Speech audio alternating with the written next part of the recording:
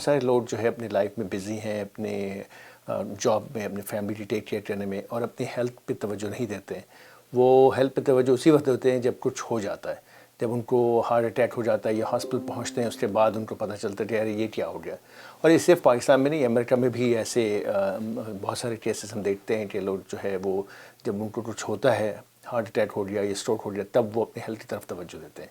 لیکن ہونا تو یہ چاہیے کہ انسان کو جو ہو جس طرح سے اپنے روزگار کا، جس طرح سے اپنے تعلیم کا، اپنے بچوں کا، اپنی فیملی کا خیال کرنا ہے، اسی طرح اپنا اور اپنی صحت کا بھی خیال کرنا چاہیے.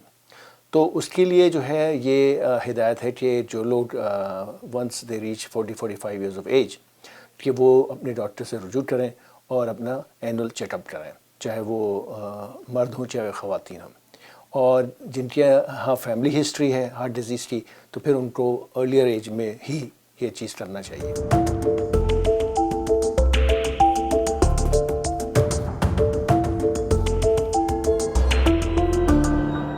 جیسے آپ کو چیسٹ میں کچھ لوگ پین کہتے ہیں، لیکن وہ پین نہیں ہوتا، وہ انسان کو فیل ہوتا ہے، بھاری سا فیل ہوتا ہے، ہیوی فیل ہوتا ہے، ٹائٹ فیل ہوتا ہے، اسپیشلی جب آپ کچھ فزیکل ایگزرشن کر رہے ہوتے ہیں، آپ کی سانس پھول رہی ہے چلنے پھرنے سے، سیڑھیاں چڑھنے سے، تو اس وقت جو ہے، یا اگر آپ کو سر درد ہو رہا ہو یا آپ کو کوئی بھی سمٹمز ایسا ہو رہا ہو، تو آپ کو ڈاکٹر سے رجوع کرنا چاہیے، تاکہ نمبر 1 وہ چیک کرے کہ آپ کو ہائی بلڈ پریشر تو نہیں ہے، نمبر 2 وہ اس بات کو چیک کرے کہ آپ کو ڈائبٹیز تو نہیں ڈیولپ ہو رہی ہے، نمبر 3 یہ کہ چیک کرنا ہوگا کہ آپ کو آلریڈی ہارٹ ڈیزیز کی علامت ہے یا نہیں.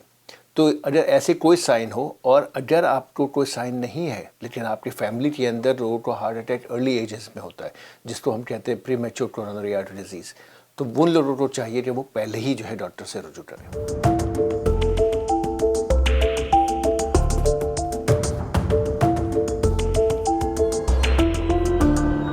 ایسا ہوتا ہے، اور اس کی 2 وجوہات ہیں. ایک تو یہ کہ جو ہے لوگوں کو، جو میں نے کہا کہ اگر کسی کے فیملی میں ارلی ہارٹ ڈیزیز ہے پری میچور، تو وہ کہلاتی اسٹرانگ فیملی ہسٹری. تو ان کے اندر unfortunately at a young age, even at the age of 30-35، جو فیٹ اور کولیسٹرول ہے وہ آرٹری میں جمنا شروع ہو جاتے ہیں، اور اس کی وجہ سے بلاکیجز ہو سکتی ہے، بلاکیجز کی وجہ سے پھر آپ کو ہارٹ اٹیک ہو سکتا ہے.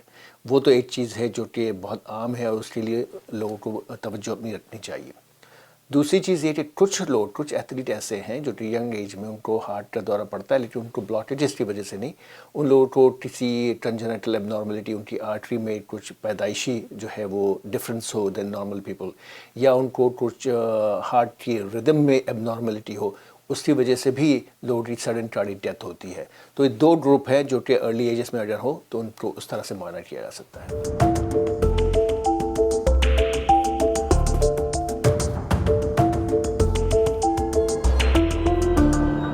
اگر آپ نارمل ہیں، اگر آپ کو ہائی کولیسٹرول نہیں ہے، آپ کو ڈائبٹیز نہیں ہے، تو آپ ساری نارمل غذا کھا سکتے ہیں، لیکن اس میں پورشن کنٹرول ہونا چاہیے. کتنا کھائیں یہ آپ کو اسیس کرنا چاہیے. تو آپ کوئی چیز بھی کھائیں، اس میں اتنا ہی کھائیں کہ جس سے آپ کو پیٹ اوور نہ ہو جائے، بہت زیادہ نہیں بھر جائے. جن لوگوں کو ہائی بلڈ پریشر ہے، ڈائبٹیز ہے یا ہائی کولیسٹرول ہے یا نہیں بھی ہے، ان کے لیے میں یہ مشورہ دیتا ہوں کہ آپ اپنے ڈائٹ میں فیٹ کو ریگولیٹ کریں. فیٹ کو ریگولیٹ کرنے کا مطلب یہ ہے کہ فیٹ 3 طرح کے ہوتے ہیں. 8 سیچوریٹڈ فیٹ ہوتے ہیں، 8 مونو انسیچوریٹڈ، پولی انسیچوریٹڈ. جو سیچوریٹڈ فیٹ ہوتے ہیں وہ سب سے زیادہ نقصان دہ ہوتے ہیں. سیچوریٹڈ فیٹ کی مثال جو ہے عام زبان میں آپ وہ سمجھ لیں کہ وہ تیل یا آئل جو کہ روم ٹمپریچر میں سالڈ ہو جاتا ہے، لیکوڈ نہیں رہتا. ٹوٹل کیلوریز جو دن میں لیتے ہیں آپ، اس میں سے صرف 30% فیٹ ہونا چاہیے. آؤٹ آف 30% فیٹ 10% سے کم سیچوریٹڈ فیٹ ہونا چاہیے آپ کی ڈائٹ میں. تو جیسے کہ گھی ہے، بٹر ہے، یہ ساری چیز ہے. اس کے علاوہ ریڈ میٹ جو ہے اس کے اندر فیٹ بہت ہوتا ہے، سیچوریٹڈ فیٹ ہوتا ہے. تو جب آپ ریڈ میٹ، ایک تو ریڈ میٹ کا کھانا کم کر دیں. آپ ریڈ میٹ جو ہے بیف میں اور گوٹ میں اور سب میں وائٹ میٹس کو پریفر کریں. اور جب میٹ لے تو اس کی اسکن اتار کے، چکن بھی ہو تو اس کی اسکن اتار کے اور فیٹس کو ٹرم کر کے لین پورشنز وہ اپنا روٹین بنا لیں آپ، تاکہ آپ کی فیٹ جو ہے وہ اس کی انٹیک کم ہو جائے. That is very important. اس کے علاوہ جو ڈیری پروڈکٹس ہے، یعنی ملک ہے، چیز ہے، دودھ دہی جو ہے، اس کے اندر بھی جو ہے ریگولیشن کرے. جیسے کہ میں نے آج سے نہیں، میں 10-20 سال سے 1% ملک انٹیک کرتا ہوں، and I use it is fine. جو نارمل ملک ہوتا ہے اس میں 3 to 4% فیٹس ہوتا ہے. اس کے علاوہ 2% بھی ملتا ہے، 1% بھی ملتا ہے، اسکم بھی ملتا ہے.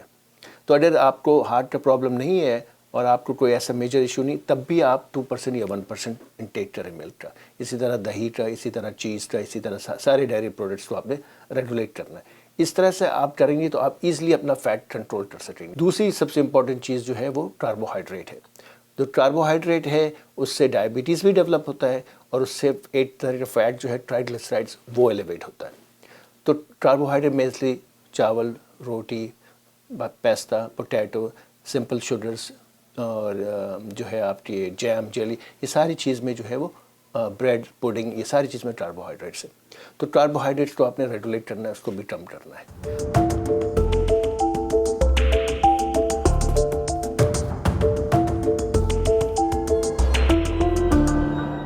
منیمم جو ہے وہ 20 minutes a day for 5 days a week.